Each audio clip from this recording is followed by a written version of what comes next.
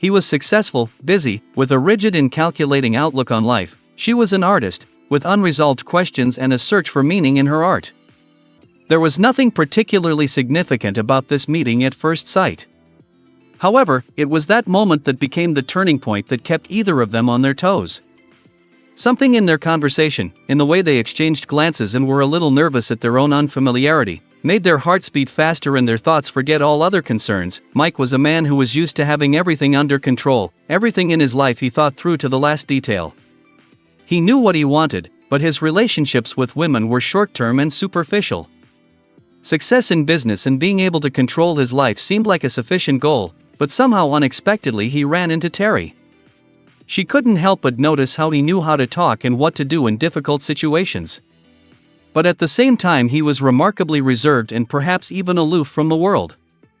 At that moment she realized that there was some hidden wound inside him that he himself didn't want to admit. Terry had been through a lot in her life. She lost relatives, faced losses, and experiences that left traces on her heart. An artistic career filled with a search for new forms and meanings was her way of figuring herself out. She experienced the world a little differently than others. And so, when she met Mike, she felt something strong within herself that couldn't be explained in words. At first it was a small spark, then a brighter flame, a pull she couldn't explain. Soon they realized that they couldn't go on like this, that this spark between them wasn't just a passing infatuation. Instead of pursuing the relationship as usual, they decided to put something more important on the line. Mike suggested that they not communicate with each other for 3 months. He wanted to test his feelings and his thoughts. He wanted to see if his affection for her would remain strong at that distance. If their feelings were still as strong after 3 months, they would meet on the roof of a skyscraper. Terry hesitated, but accepted the condition. After all, she wanted to believe that their love would be strong even at a distance.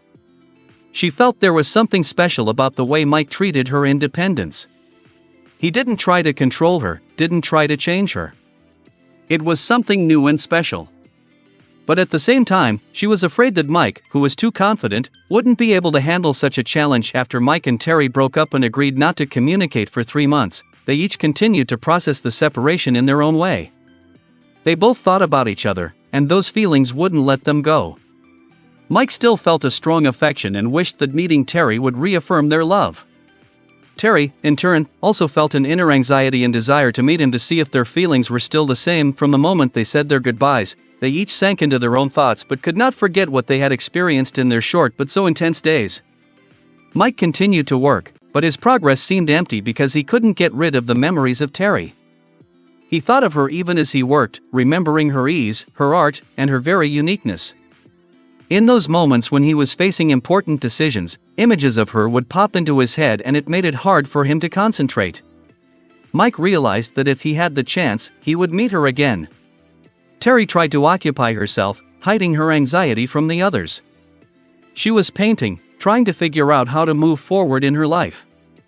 But on every canvas, in every painting, she couldn't get rid of Mike's image. His face, his voice, his gaze were all in her head, and it filled her space.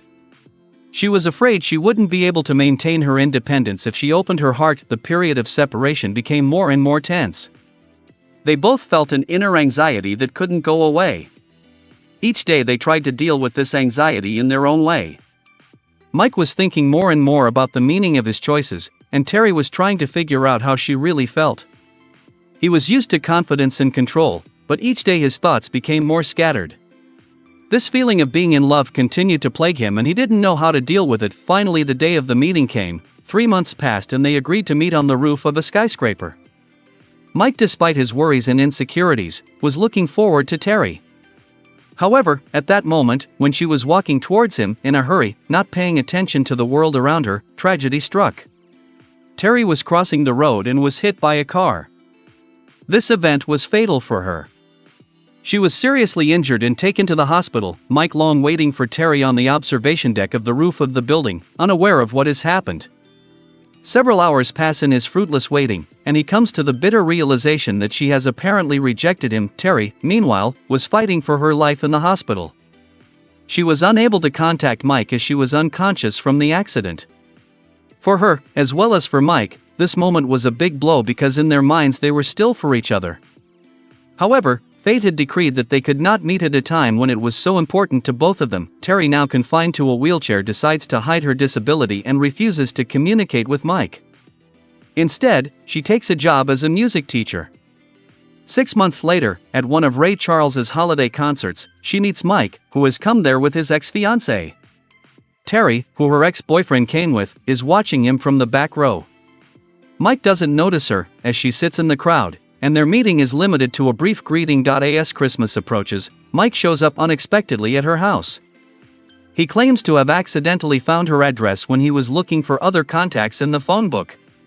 He starts a conversation trying to find out the reasons for her detachment, but Terry avoids direct answers, sitting on the couch the whole time. On the verge of walking out of her life for good, Mike reminisces about a painting he did of her. He tells her that the painting was given to a woman who admired her, and was about to say that she was sitting in a wheelchair. However, before he can continue, his gaze falls on the wall where his painting hangs.